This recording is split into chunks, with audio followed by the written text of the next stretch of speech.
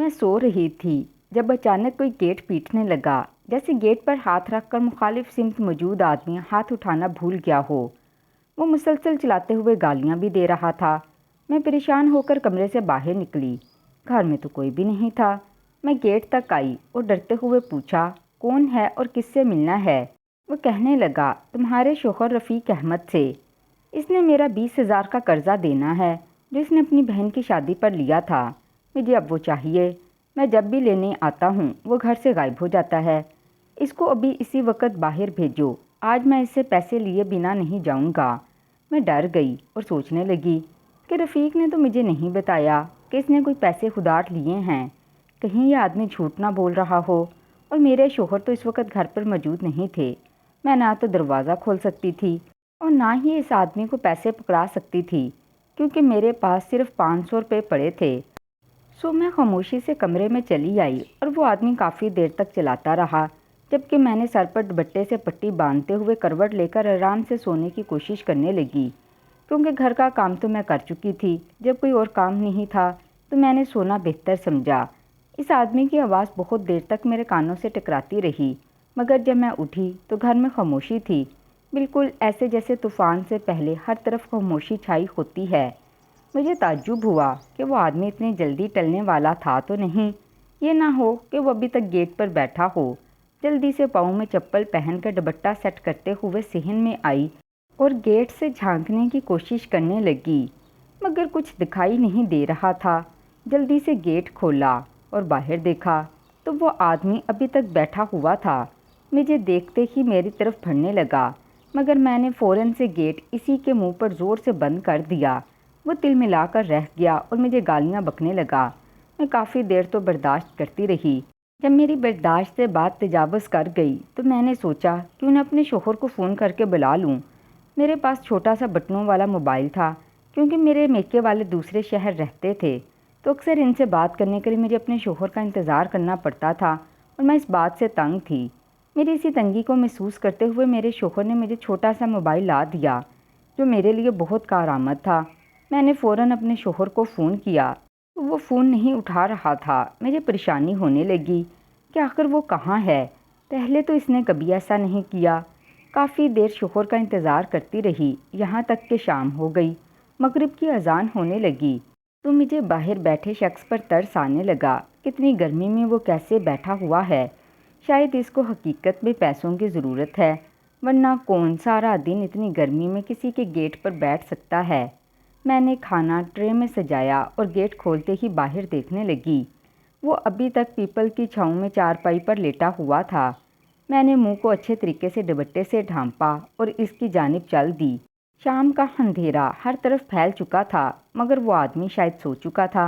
मैंने हल्की सी आवाज़ में कहा, भाई उठ जाएं, खाना खा लें।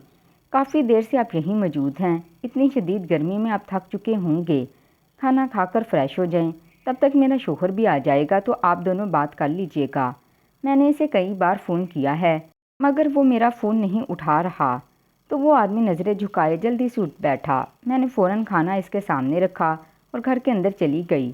थोड़ी देर बाद गेट बचा तो वो आदमी बर्तन देकर दोबारा चारपाई पर जा बैठा, जबकि मैं अपने शोहर का इंतज़ार करने लगी। न जाने आज इसे कैसे देर हो रही थी। तकरीबन इशा की अजान के 5 मिनट बाद मेरा शोहर दीवार कूदकर घर में दाखिल हुआ तो मैं हैरान रह गई और मेरे मुंह से एक चीख निकली, क्योंकि वो कभी इस तरह से घर में दाखिल नहीं हुआ था। मैं तो चोर समझकर डर ही गई थी। मेरे शोहर ने मुझे डरा हुआ देखा तो फ़ौरन मेरे मुंह पर हाथ रखा और कहा, ज़रीना बेगम कुछ तो ख्याल करो, तुम्हारा शोहर हूँ, चिल्ला क्यों रही हो? और वो जो बाहर आदमी बैठा है कौन है? मैंने गुस्से से इसका हाथ झटका और कहने लगी, तुमने 20,000 उधार लिए और मुझे बताया भी नहीं। सच सच बताओ ये क्या चल रहा है? मुझे गुस्से में देखकर मेरा शोहर बेबसी से कहने लगा, बहन की शादी पर लिए थे, अभी तक वापस नहीं कर सका। मैं क्या करूं? कहां से दूं इसको पैसे? तुम्हारे पास हैं तो तुम दे दो। हम दोनों में बहस इतनी बढ़ी कि बाहर तक आवाज़ें जाने लगीं। वो आदमी भी समझ गया कि मेरा शोहर अंदर आ चुका है। इसने फ़ौरन से दरवाज़ा बजाना शुरू कर दिया। मैं अपने शोहर की गलती को माफ़ नहीं कर सकती थी, क्योंकि वो एक बार कर्ज़ ले सकता था तो दूसरी बार लेने में भी बिल्कुल ना हिचकिचाता। یہی وجہ تھی کہ میں نے گیٹ کھول دیا۔ وہ آدمی اندر چلا آیا اور آتے ساتھ ہی میرے شوہر کے ساتھ بحث کرنے لگا کہ کب تک پیسے لٹاؤ گے۔ میں نے تو سمجھا تھا کہ وہ زبانی کلامی اس معاملے کو طے کریں گے، مگر ایسا نہ ہو سکا۔ وہ تو مار کٹائی پر آ گئے تھے۔ تبھی میں ان کے بیچ آ گئی اور اس بھائی کو بولا کہ آپ 1 مہینہ صبر کریں، میں بہت جلد آپ کو آپ کے پیسے لٹا دوں گی۔ آدمی کہنے لگا، بہن تم نے میرے ساتھ اچھا سلوک کیا ہے، حالانکہ تم اپنے شوہر کی طرح میری بات نہ سنتی اور نہ ہی مجھے کھانا دیتی، مگر تمہارے اچھے سلوک سے متاثر ہو کر میں تمہیں وقت دے رہا ہوں، ورنہ تو میں سوچ کر آیا تھا کہ آج اسی وقت پیسے لے کر جاؤں گا۔ میری بیٹی کی شادی ہے، مجھے پیسوں کی سخت ضرورت ہے، لیکن یہ آدمی مجھ سے چھپتا پھر رہا ہے۔ اس نے غصے سے میرے شوہر کی طرف اشارہ کیا تو میں نے منہ ڈھانپتے ہوئے کہا، بھائی میرا آپ سے وعدہ ہے، اگلے 30 دن بعد آپ آ کر مجھ سے رقم لے جانا۔ وہ آدمی میرے سر پر ہاتھ رکھ کے چلا گیا۔ میں شوہر کی طرف مڑی تو میرا شوہر الٹا مجھ پر غصہ ہوتے ہوئے کہنے لگا، تم نے اسے کھانا دیا تھا۔ میں نے بغیر کچھ کہے گیٹ بند کیا اور کمرے میں چلی گئی، کیونکہ مجھے اپنے شوہر سے کوئی بات نہیں کرنی تھی۔ ایک تو اس نے قرض لیا تھا، اب جب اس آدمی پر مجبوری آ چکی تھی تو وہ اسے پیسے لٹانے کی بجائے ٹال مٹول سے کام لے رہا تھا۔ میں اسی لیے اس آدمی کا ساتھ دے رہی تھی، کیونکہ میرا شوہر بہت زیادہ فضول خرچ تھا، اتنا کہ پیسے فضول کاموں میں اڑا دیتا اور گھر میں راشن کے بھی پیسے نہیں بچتے تھے۔ مجھے اس پر بہت زیادہ غصہ آیا کرتا۔ وہ کوئی بھی بات نہ سمجھتا اور ہر وقت بحث کے لیے تیار رہتا۔ میں کمرے میں آ کر لیٹی ہی تھی جب میرا شوہر کمرے میں داخل ہوا اور کہنے لگا، 30 دن میں پیسے کہاں سے واپس کرو گی؟ تمہارا دماغ تو نہیں خراب ہو گیا تھا؟ 20,000 ہیں، کوئی معمولی رقم نہیں۔ تبھی میں اٹھ بیٹھی اور کہنے لگی، تم بھی اجازت دو یا نہ دو، مجھے چودھریوں کی حویلی میں کام ملا ہے، میں وہیں جا رہی ہوں۔ 30 دن بعد مجھے میری تنخواہ مل جائے گی تو پہلی تنخواہ اسی بھائی کو دے دوں گی، ورنہ وہ ایسے ہی پریشان ہوتا رہے گا اور ہمیں بھی کرتا رہے گا۔ تمہیں تو ذرا سی عقل نہیں، فضول خرچیوں سے تھوڑے سے پیسے بچا کر اسے دینا شروع کر دیتے تو آج یہ تمہیں دن نہ دیکھنے پڑتے۔ تمہاری بہن کی شادی کو 5 سال ہو چکے ہیں، اس کے 2 بچے ہیں اور تم نے ابھی تک 20,000 نہیں چکا پائے۔ میں بولنے پر آتی تو بولتی ہی چلی جاتی۔ ابھی بھی میرے شوہر کی بولتی بند ہو چکی تھی۔ وہ خاموشی سے چارپائی پر آ کر بیٹھ گیا اور کہنے لگا، تم سچ میں چودھریوں کی حویلی میں کام کرنا چاہتی ہو؟ تو میں نے اس بات میں سر ہلایا تو وہ کہنے لگا، اگر میں منع کروں؟ میں نے پر اعتماد لہجے میں کہا، میں پھر بھی جاؤں گی، سارا دن میں گھر میں اکیلی بور ہوتی رہتی ہوں، تم تو گھر سے نکل جاتے ہو اور آتے پھر رات کو دیر سے ہو، میں کیا کروں؟ بچے تو ہے نہیں جو ان کی پرورش میں مصروف رہوں، میں پاگل ہو جاؤں گی، اسی لیے کوئی نہ کوئی کام تو ڈھونڈنا ہی پڑے گا، میں اپنے شوق سے کر رہی ہوں۔ میرا شوہر کہنے لگا، ٹھیک ہے، کوئی مسئلہ نہیں، میری اماں بھی چودھریوں کی حویلی میں کام کرتی تھی اور وہاں کام کرتے کرتے ہی مری تھی، اب تم بھی وہاں کام کرنا چاہتی ہو تو مجھے کیا اعتراض ہو سکتا ہے؟ اس نے نظریں چراتے ہوئے یہ بات کہی تو مجھے بہت غصہ آیا، کیونکہ مجھے معلوم تھا اگر میں کمانے لگ جاؤں گی تو میرا شوہر آوارہ گردی پر تو توجہ دے گا، مگر اپنے کام پر نہیں، کیونکہ راشن کے پیسے بھی بڑی مشکلوں سے دیا کرتا تھا۔ اب جب اس کو معلوم تھا کہ میں کمانے لگی ہوں تو وہ بھلا مجھے پیسے کیوں دینے والا تھا؟ میں نے غصے سے شوہر کو گھورا اور چپ چاپ سو گئی۔ صبح مجھے کام پر جانا تھا۔ اچھے طریقے سے گھر کو صاف کرنے کے بعد میں نے کپڑے بدلے، کنگھا کیا، چادر اوڑھ کر چودھریوں کی حویلی کی جانب روانہ ہو گئی۔ راستے میں گلشن باجی ملی جس نے مجھے اس کام کے بارے میں بتایا تھا۔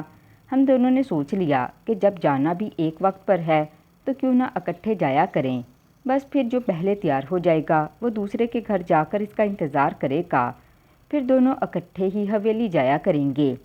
ویسے تو گلشن باجی اور مجھ میں صرف 2 برس کا فرق تھا، مگر کیونکہ کم عمری میں ان کی شادی ہوئی تھی اور زیادہ بچوں کی ذمہ داری کی وجہ سے وہ وقت سے پہلے بوڑھی ہو چکی تھیں، اسی لیے میں احتراماً ان کے نام کے ساتھ باجی لگایا کرتی تھی۔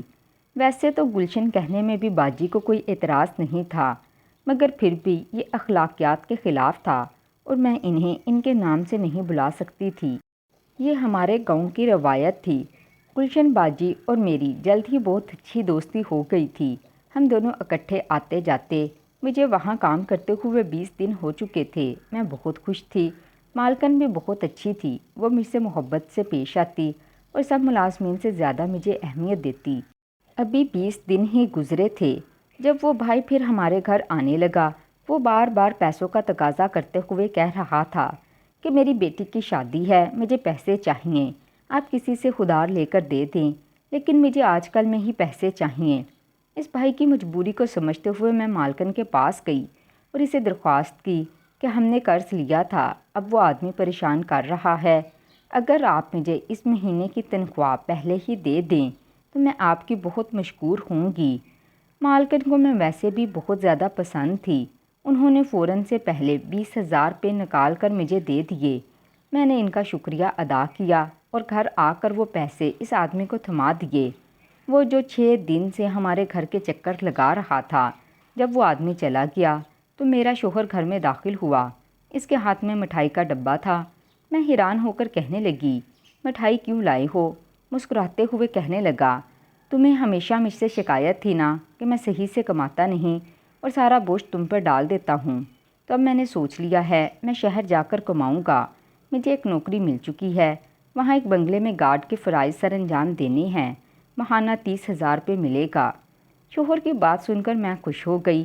پھر وہ ڈبہ اٹھا کر اپنے دوستوں کے پاس لے جانے لگا۔ میں نے سر پیٹ لیا، یہ ہر چیز میں اپنے دوستوں کو بیچ میں گھسیٹ لاتا ہے۔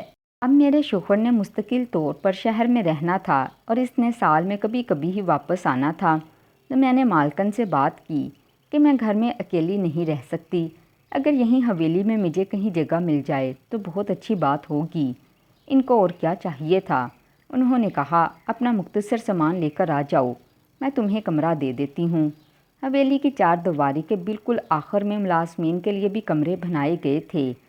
مجھے بھی وہاں ایک کمرہ مل گیا۔ میں وہاں سکون سے رہنے لگی۔ 6-7 مہینے تو بہت سکون سے گزرے۔ مالکن میرے کام سے بہت متاثر تھیں کیونکہ میں ہر فن مولا تھی، ہر کام میں مجھے مہارت حاصل تھی۔ یہی وجہ تھی کوئی کام ہوتا بھی تو مالکن مجھے آواز دیا کرتیں، میں فوراً بوتل کے جن کی طرح حاضر ہو جاتی اور گھنٹوں کا کام منٹوں میں کر دیتی۔ مالکن مجھ سے بہت زیادہ متاثر ہو چکی تھیں۔ انہوں نے تو میری تنخواہ بڑھانے کا بھی وعدہ کر لیا۔ اب میں زیادہ محنت سے کام کرنے لگی کیونکہ میرے لیے میری مالکن کی خوشنودی ہی سب کچھ بن چکی تھی۔ شوہر تو کبھی کبھی آتا، ایک رات رہ کر واپس چلا جاتا، ایسے میں اکیلی رہ جاتی تو مالکن کے ساتھ ہاتھ بٹا دیا کرتی۔ وہ کچن کا سارا کام خود ہی کرتی، خاص طور پر وہ اپنے گھر والوں کے لیے کھانا خود بناتی، باقی صفائی اور چھوٹے موٹے کام ہوتے جو ہمیں کرنے کو ہوتے تھے۔ وہ جمعے کی بابرکت رات تھی جب میں رات گئے تک عبادت کرتی رہی، تھکی ہاری چارپائی پر لیٹی تو نیند نے اپنی آغوش میں لے لیا۔ مجھے ایک علیحدہ کمرہ ملا تھا اور اس کمرے میں اکیلی رہتی تھی۔ ساتھ والا کمرہ شمیم خالہ کا تھا، وہ اپنے شوہر کے ساتھ رہتی تھی جو اس حویلی میں ڈرائیور کے فرائض سر انجام دیتے تھے۔ وہ دونوں بوڑھے ہو چکے تھے اور اولاد تو تھی نہیں، اسی لیے اکٹھے اسی حویلی میں رہ رہے تھے۔ نہ جانے رات کا کون سا پہر تھا جب مجھے محسوس ہوا کمرے میں میرے علاوہ کوئی ہے، کیونکہ کمرے کی کھڑکیاں کھلی ہوئی تھیں۔ باہر سے 14ویں کے چاند کی روشنی اندر آ رہی تھی اور اسی روشنی کی وجہ سے مجھے معلوم ہوا جیسے کوئی کمرے میں ٹہل رہا ہے، کیونکہ اس انسان کا سایہ دیوار پر ظاہر ہو رہا تھا۔ میں ڈری ہوئی تھی، پہلے تو لگا کمرے کے باہر کوئی ہے، مگر جب قدموں کی چاپ کمرے میں سنائی دی تو میرے دل کی دھڑکن میں تیزی آنے لگی، چہرہ پسینے سے بھر گیا اور ہاتھوں میں ہلکی سی کپکپاہٹ واضح ہونے لگی۔ میں تھوڑی سی ڈر گئی تھی، وضو میں تھی، اسی لیے آیت الکرسی پڑھتے ہوئے میں سونے کی کوشش کرنے لگی۔ مجھے لگا میرا وہم ہے، مگر یہ وہم نہیں ہو سکتا کیونکہ کوئی تو یہاں موجود تھا۔ ابھی میں آنکھیں پھاڑے خوف زدہ ہو کر لیٹی ہوئی تھی جب کسی نے میرے پیر پکڑ لیے۔ میرے منہ سے ایک چیخ برآمد ہونے والی تھی، لیکن جلدی سے میں نے اپنے منہ پر ہاتھ رکھ دیا تاکہ چیخ دب جائے اور سامنے موجود انسان کو پتہ نہ چل سکے کہ میں جاگ رہی ہوں۔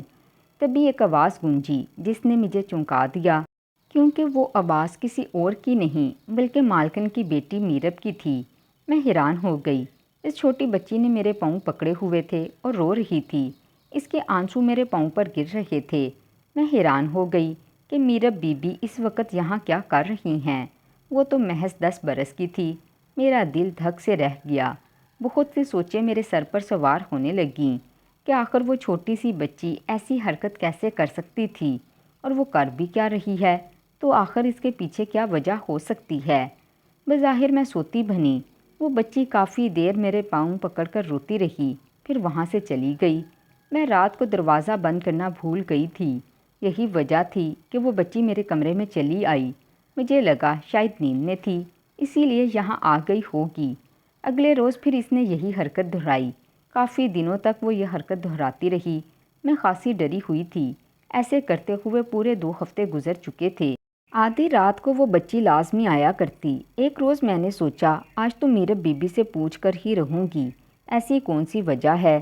اسی وقت میرے شوہر کا فون آیا۔ وہ کہنے لگا آج میں گھر آ رہا ہوں، تم بھی واپس آ جاؤ۔ میں نے مالکن سے چھٹی لی، حالانکہ میرا دل نہیں کر رہا تھا، کیونکہ میں میرب بی بی کے بارے میں جاننا چاہتی تھی، آخر وہ ایسا کیوں کر رہی تھیں، مگر میری مجبوری تھی۔ شوہر اتنے مہینے کے بعد گھر واپس آ رہا تھا۔ میں نے سوچا جب کام پر واپس آؤں گی تو پھر دیکھا جائے گا۔ میں نے 4 دن کی چھٹیاں لی تھیں۔ اس کے بعد گھر آ کر بھی میں بے چین رہی۔ میرا شوہر بار بار پوچھتا رہا کہ کیا بات ہے، کیوں اتنی پریشان دکھائی دے رہی ہو، مگر مجھ سے کچھ بولا نہیں گیا۔ میں خاموش رہی۔ میرا شوہر بھی خاموش ہو گیا کہ شاید میں اسے بتانا نہیں چاہتی، جبکہ مجھے خود بھی کچھ پتہ نہیں تھا تو میں اسے کیا بتاتی۔ 4 روز بعد میں حویلی واپس آئی تو مالکن بہت خوش تھی۔ ہر طرف مٹھائیاں بانٹی جا رہی تھیں۔ مجھے حیرت ہوئی کہ یہ مٹھائی کس چیز کی ہے، تو مالکن نے بتایا کہ انہوں نے اپنی بیٹی میرب کا رشتہ ابھی طے کر دیا ہے۔ جب وہ 18 برس کی ہوگی تو وہ اس کی شادی کر دیں گی۔ لیکن اس دن والا واقعہ میری آنکھوں کے سامنے گھوم گیا۔ میں نے پریشان ہوتے ہوئے پوچھا مالکن کس سے طے کیا ہے؟ تو وہ کہنے لگیں میرے دیور کے بیٹے سے۔ وہ میری بیٹی سے 2 برس بڑا ہے۔ بس ہم نے سوچا کہ جیسے ہی وہ دونوں تھوڑے سے بالغ ہوں گے تو ہم ان دونوں کی شادی کر دیں گے۔ مجھے حیرت ہوئی مگر خوشی بھی، کیونکہ وہ میری مالکن کی بیٹی تھی۔ مجھے بہت پیاری لگتی تھی۔ مالکن کے 2 بیٹے تھے، مگر ان کی بیٹی پر سب سے زیادہ مجھے پیار آیا کرتا تھا۔ اکثر وہ اداس ہو کر باغ میں بیٹھی ہوئی پائی جاتی۔ مجھے اس کی سمجھ نہیں آتی تھی کہ وہ کیوں اتنی تنہائی پسند ہے، جو کہ ان کے خاندان کے تمام لوگ ہی بہت ہنسمکھ اور گھل مل جانے والے تھے۔ وہ بچی کچھ تو محسوس کرتی تھی، جس کی وجہ سے وہ اکیلا رہنا پسند کرتی تھی۔ رات کو میں نے میرب کا کمرے میں آنے کا انتظار کیا، مگر وہ نہیں آئی۔ مجھے حیرت ہوئی، پھر سوچا شاید بچی ہے، نیند میں آئی ہوگی، اب ٹھیک ہو گئی ہوگی۔ مجھے پریشان ہونے کی ضرورت نہیں، اور وہ مالک ہیں اور میں اس کی نوکرانی۔ مجھے کوئی حق نہیں بنتا کہ میں سوال جواب کروں۔ ان لوگوں کے مجھ پر بہت احسان ہیں۔ میں نہیں چاہتی کہ وہ اس بات کا غلط مطلب لیں۔ 2-3 دن تو سکون سے گزرے، مگر پھر میرے بیوی وہی حرکت دہرانے لگیں۔ آج رات کو وہ میرے کمرے میں آئیں اور پاؤں پکڑ کر رونے لگیں۔ ایک رات میں نے ان سے سب کچھ اگلوانے کا فیصلہ کر لیا۔ جیسے ہی وہ رات کو میرے کمرے میں آئیں اور میرے پیروں کو چومتے ہوئے رونے لگیں تو میں فوراً سے بیدار ہو گئی اور کمرے کی لائٹ آن کرتے ہوئے کہنے لگی بی بی جی سب خیریت تو ہے نا؟ وہ ڈر کے مارے کمرے سے بھاگ گئیں۔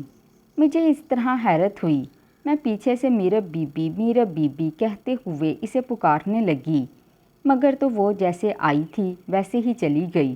مجھے لگا شاید وہ واقعے میں نیند میں تھی، کیونکہ کچھ لوگوں کو نیند میں چلنے کی بیماری ہوتی ہے، تو مجھے لگا شاید اس کو بھی یہ بیماری ہے۔ مگر وہ میرے پاؤں پکڑ کر روتی کیوں ہے؟ مجھے بہت برا لگ رہا تھا۔ میں سوچنے لگی شاید مجھے جاگ کر بی بی سے کچھ پوچھنا نہیں چاہیے تھا، مگر اب کیا ہو سکتا تھا؟ اگر ایسی کون سی وجہ ہے جو میرا بی بی اس طرح میرے پیروں کو چھوتی ہیں؟ مجھے یہ بات معقول نہیں لگی۔ جو لڑکی اپنے ماں کے پیر نہیں چھو سکتی، وہ بھلا اپنے گھر میں کام کرنے والی ایک معمولی سی نوکرانی کے پیر کیسے چوم سکتی ہے؟ میں جاننا چاہتی تھی کہ آخر اس سب کے پیچھے کیا وجہ ہے۔ میں نے بے صبری سے دن کے ہونے کا انتظار کیا۔ سارے گھر میں نے میرب کو ڈھونڈا، مگر وہ مجھے کہیں نہیں ملی۔ میں نے یہ بات بہت محسوس کی کہ میرب کے ساتھ مالکن کا رویہ لیے دیے رہنے والے انداز میں ہوتا ہے۔ وہ اس کا خیال تو رکھتی تھی، مگر ویسے محبت نہیں کرتی تھی جیسے وہ اپنے بیٹوں پر محبت نچھاور کرتی تھی۔ سارا دن ان کے پیچھے بھاگتی رہتی تھی۔